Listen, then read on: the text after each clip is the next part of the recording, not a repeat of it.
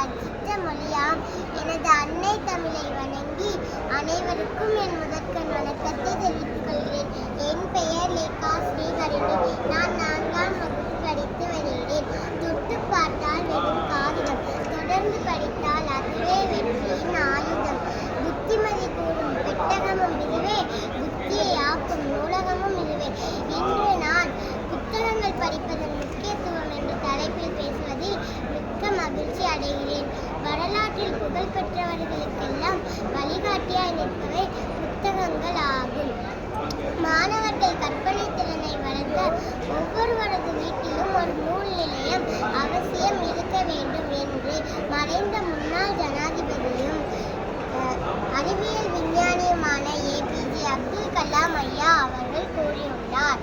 நாம் வரலாறு, கலாச்சாரம், கலை, தொழில்நுட்பம் ஆகிய சிறந்த புத்தகங்களை படித்து கற்றுத் தேர்ந்தால்தான்